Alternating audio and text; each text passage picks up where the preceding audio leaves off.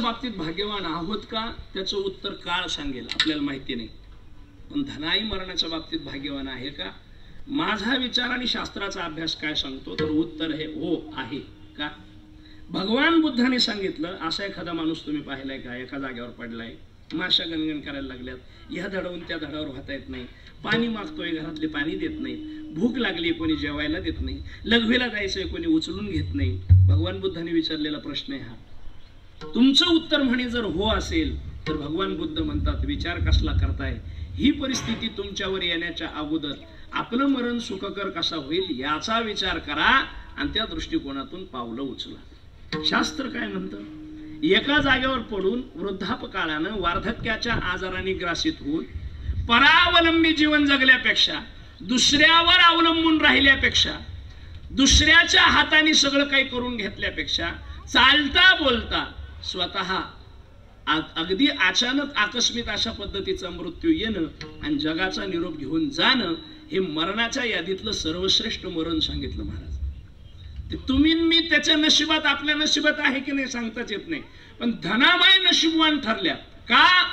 चालता बोलता गेल्या. चटका लावून जाणार आहे. घरातली कोणती व्यक्ती चालता बोलता गेली की मग त्याच्यापासून निर्माण होणारं दुःख खतरनाक असतं, भयावह असतं, ते वाईट आहे.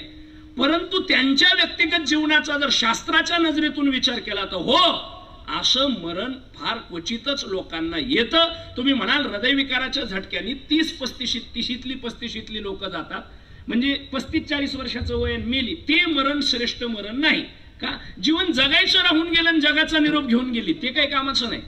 पण जगायचं झालं, डोळ्यादेखत सगळं काही पाहिलं आणि सगळ्यात मोठी उपलब्धी सांगू, ही माय माऊली आपलं देहावसान होण्याच्या काही महिने अगोदर आमच्या सोबत काशी यात्रेला होती.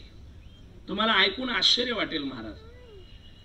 7 मोक्षपुऱ्यामध्ये एक मोक्षपुरी आहे अयोध्या, आणि मोक्षनगरीमध्ये मोक्षनगरीचं जे पर्वकाळ सांगितलं, जे अधिष्ठान सांगितलं ते अधिष्ठान आहे काशी. मोक्ष देऊनी उदार असं काशीला म्हटलंय महाराज. काशीमध्ये एक रात्र राहण्यासाठी सुद्धा माणसाच्या कोटी जन्माच्या पुण्याचा उदय सांगितला शास्त्राने. असं कोणी राहू शकत नाही काशीमध्ये. जीव जंतू, किडी, मुंगी, कृमी, कीटक यांना सुद्धा काशीमध्ये राहण्यासाठी कितीतरी जन्म घ्यावे लागतात. आणि म्हणून शास्त्राने असं म्हटलेलं आहे, सगळ्या तीर्थावर गेल्यानंतर सगळ्या तीर्थाचं पाणी घरी आणता येतं, फक्त काशीला गेल्यानंतर काशीतून गंगेचं पाणी घरी आणता येत नाही. आता काही महिलांनी आणलं असेल, आमच्या सोबत आलेले आहेत बऱ्याच जणी, आणलं असेल तर माझ्याजवळ देऊन टाका, मी घेऊन जाणार आहे. आता का आणता येत नाही त्याचं कारण सांगतो तुम्हाला. पाणी जे आणलं काशीच्या गंगेतून आपण, त्याच्यामध्ये छोटे छोटे किडी, मुंगी, कृमी, कीटक, जीवजंतू असतात त्या पाण्यामध्ये.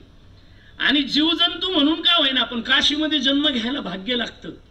ते जे जीवजंतू असतात ते भाग्यानं तिथे जन्माला येतात काशीमध्ये निवास करण्यासाठी, राहण्यासाठी.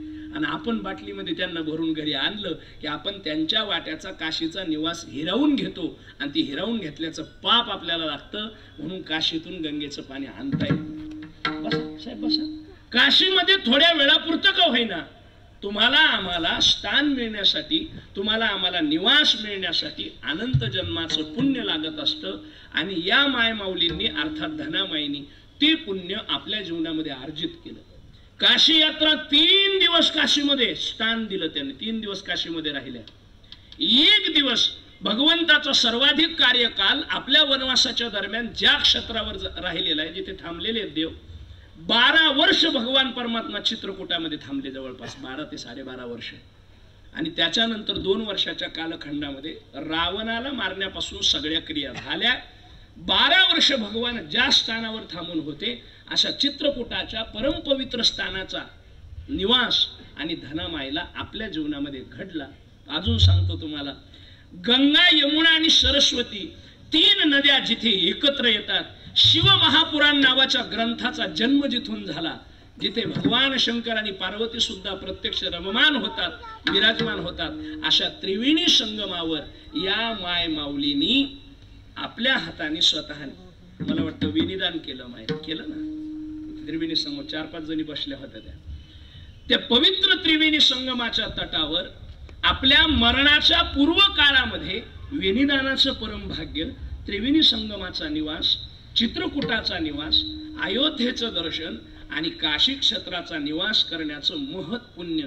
आता तुम्ही म्हणाल महाराज ते चांगला योगायोग नाही तो, त्या माऊलीच्या जीवनातल्या पुण्याचा उदय येतो.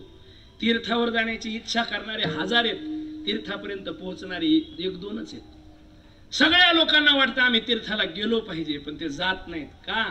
तीर्थावर जाण्यासाठी आणि तीर्थाचं सानिध्य प्राप्त करण्यासाठी सुद्धा कुठेतरी पुण्य शिल्लक लागतं जीवनामध्ये.